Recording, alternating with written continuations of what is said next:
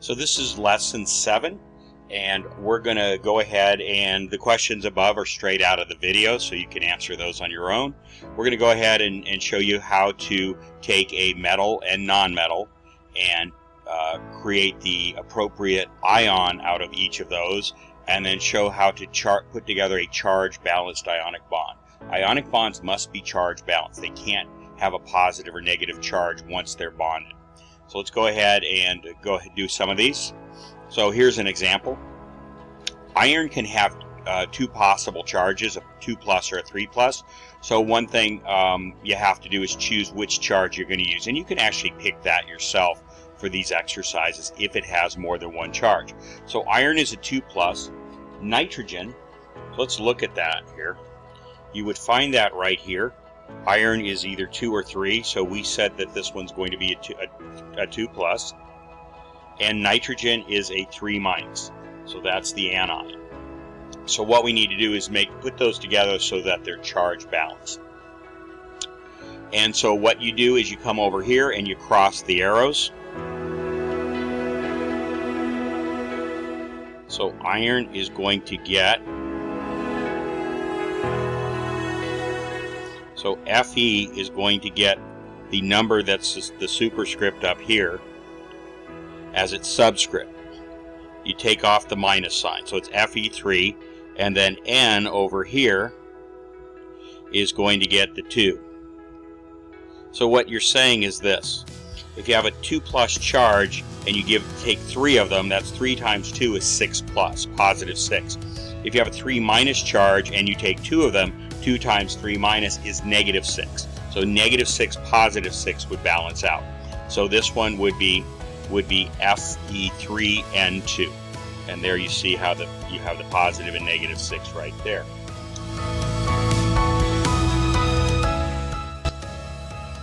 Okay, let's go ahead and do the same with calcium and oxygen. So we come over here. Calcium is a 2+. It only has one possible charge. It's an alkaline earth metal. And oxygen has a 2-. So those are going to balance out right away. So we come over here and we write Ca 2+, and O 2-. Now you cross the arrows back and forth and you end up with Ca 2. This comes down here, and you have O 2. This comes over here. Of course, you neglect the minus sign there. So it's Ca2O2. However, it's like a fraction. You can reduce that. If you have 2 Cas for every 2 oxygens, 2 calciums for every 2 oxygens, you can reduce that down to 1-to-1. It's a 1-to-1 relationship. So it's CaO. And that is the answer for that. Okay, let's do another one. This one is calcium again. Okay, let's look at the next one. So we have Ca and F, calcium and fluorine. So calcium again is a 2+. Fluorine over here is a 1-. So you have to match those two up. So you have Ca 2+, and fluorine over here is 1-. So you crisscross the arrows. So you have calcium 1, but you don't have to write the 1. The 1 would come over here to calcium, and then the 2 would come over here to fluorine. So CaF2.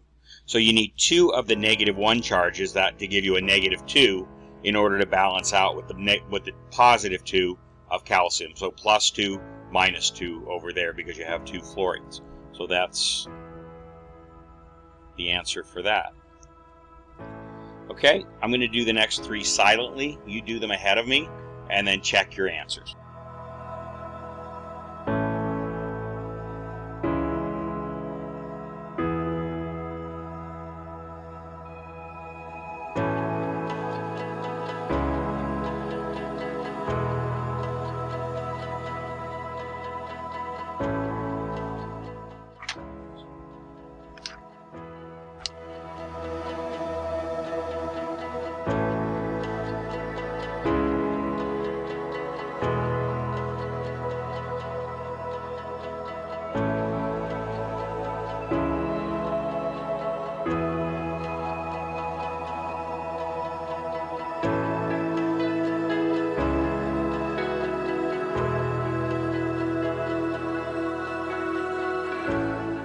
Okay, so let's look these over. So we have sodium with a +1 and phosphorus has a -3. So you're going to need 3 of the sodiums, 3 +1s, that'll give you 3+, to match up with phosphorus, which has a -3. So you just crisscross, again, crisscross the superscripts there. So Na gets a 3 and P gets a 1. You don't write it though, so it's Na3P. Down here, you have tantalum. Probably the only time you're going to hear the name of that element in class. It has a 5+. It only has one charge, a 5+. Oxygen has a 2-, so crisscross the 5 and the 2, and you end up with Ta2O5. So you need 2 5+, that would equal 10. And you need 5 2-, that would equal -10.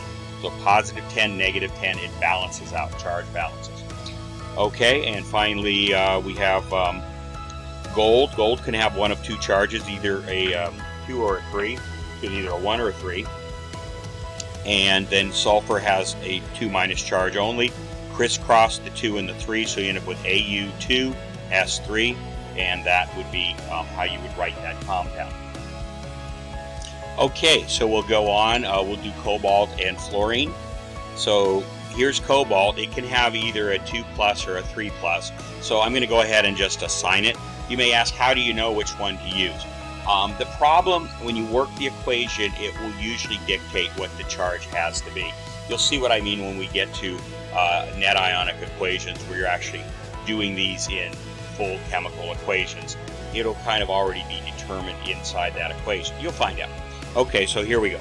So CO is 2+, and fluorine over here is a halogen. It's a 1-. Means it wants to pick up 1 electron to be like the nearest noble gas. Now, cobalt, again, the transition metals, you don't try to figure it out that way. You just have to have this table to do that. Okay, so this is a 1-.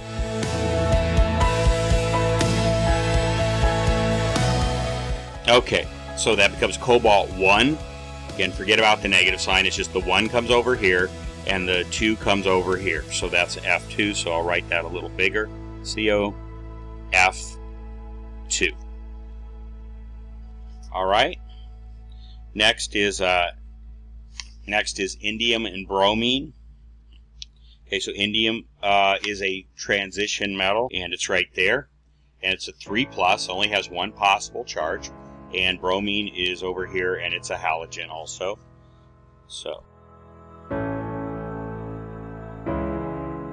okay, cross the arrows. So indium takes on the 1 that bromine has over there, up there, and bromine takes on the 3 that indium has. So again, it takes 3 of these 1- charges, that's 3-, to equal 1 of these 3+ charges. So 3+, 3-, and that charge balances. Okay, next is iridium and oxygen. Iridium, by the way, is an element that really isn't found on Earth. The only way it gets to Earth is by meteoroids striking the Earth. And so where they find iridium is where meteors have hit. It's the way they can detect meteor strikes. Okay, so iridium has a +4, 4+, and oxygen has a 2-.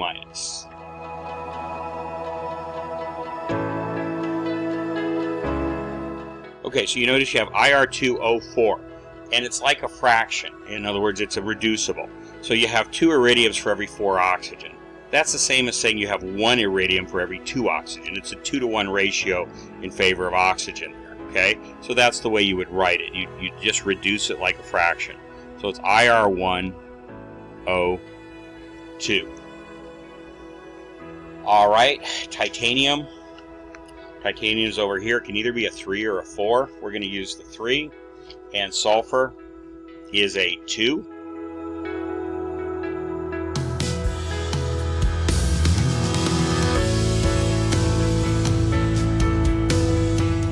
Okay, so you're just going to crisscross again. Titanium gets the 2 over here, and sulfur gets the 3 from there. So it takes 3 times 2-, that's -6-, to equal 2 times 3+, that's 6+. 6+, 6- is balanced.